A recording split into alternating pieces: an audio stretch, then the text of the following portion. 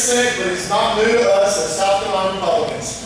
Sworn in 4 months ago today, Tim Scott has a fast rising star, and he's making all of us in South Carolina proud. He's been traveling the state with a message of opportunity for all people, young and old. And he deserved this opportunity to live in a nation not burdened by our government. I'm excited to have him with us here tonight, our new junior United States Senator, Tim Scott.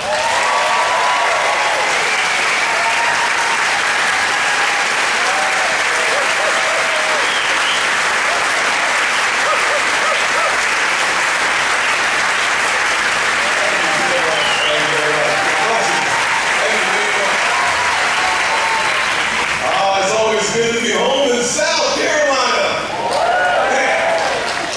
Jim, I will tell you that the more time I spend in D.C., the more I love SC. No doubt about that. I tell you, I've had some hard times in my life, and most of us are familiar with some of my hard times now. I'll tell you a quick story about one of my harder times in life, and then we'll compare that to the federal government, which of course we're having some hard times in the federal government. Has anybody ever noticed that the federal government doesn't do a lot of things right? Me too. I'll also tell you that I finally understood after a couple of years in the House how we worked so hard to get the Senate to do something that they have not done in over 1,400 days. We wanted them to pass a budget. I go to the Senate and finally after 1,400 days, the Senate passes a budget with $1 trillion of new taxes. Now I know why it took 1,400 days for that to happen. It's pretty pathetic. But I will recall when I was in high school. I was a senior in high school, and me and my mom, we shared one car. And it was a 1982 Toyota Corolla hatchback. Ugly brown car. But it's all we had. So I'd take it to work and come back and play football, practice 3 times a day. Found myself coming home one time. And I was getting a little sleepy. So I rolled the windows down. Notice I didn't put the button. I rolled the windows down. And then I rolled the window up. And then I rolled them back down again. I turned the AC on, I turned the AC off. I turned the heat in the middle of August on and turned the heat off.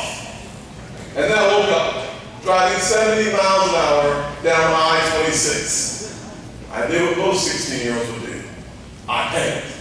I slammed on the brakes and I jerked the steering wheel. Senator Graham, do you know what happens when you slam on the brake and jerk the steering wheel?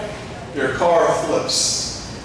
And so my car starts flipping back into traffic. I remember yelling, the only thing I knew to yell, Jesus! As my back hit the windshield. And I held on to the steering wheel, which kept me in the car. And I was going from North Charleston, we don't know directions. I was going this way. And then I ended up in the ditch going that way. On the side, glass everywhere. And I remember these folks running towards the car, yelling. One lady's voice stood out. And she was yelling, I think he's dead. I think he's dead. And I yelled back, I'm dead. Well, the police came, the ambulance came, the fire truck came, and I'm laying on the side of the highway, had glass in my back. And this highway patrolman, God bless our emergency responders. God bless. Boston reminds us of how important the folks who run towards the crisis really are. And this day I was laying on the side of the road, and the highway patrolman walked up to me and he kneeled down and he said, son, your mom's going to be so happy you're alive. That's my mom, you hear it, I'll laugh right now. And I looked up at the highway patrolman and I said, sir, you don't know my mom. She's going to kill me. This is her first brand new car. So I called my aunt and they called my mom.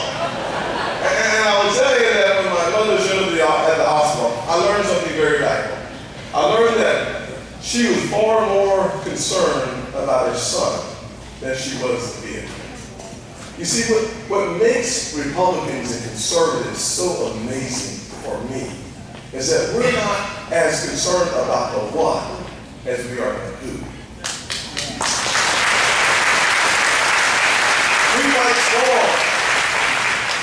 strong for the future of America. We fight strong to make sure that every single American has the access to the American dream. This is why we go to work every day. This is why we gather, because we believe in the future of this country. And that is why we fight against certain policies like Obamacare. What an atrocity. This is a job-destroying, breaking the amazing link between the patient and the doctor type of legislation. 3,000 pages they had to pass it so they would know what's in it, and now we know that what's in it is awful. And the legislation, the regulations are 7 feet, 3 inches tall. And they're still writing the legislation. They're still writing the regulations today. Now think about the $17 trillion of debt. As much as we are concerned about the what, the $17 trillion, we understand what it does to the who. That the next generation of Americans will be saddled with debt that they did not create.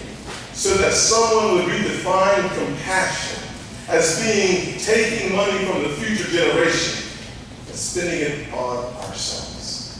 That is not compassionate at all. Most of my friends ask me one important question, Governor. What does $1 trillion look like? I'm not quite sure what $1 trillion looks like. I know this, that we're missing it every time we pass a budget in America. $1 trillion deficit the last 5 years. Now, I talked to my granddad. My granddad is 92 years old. God bless him. He needs your praise and your prayer right now. He still drives. I was his insurance agent, so y'all pray for me.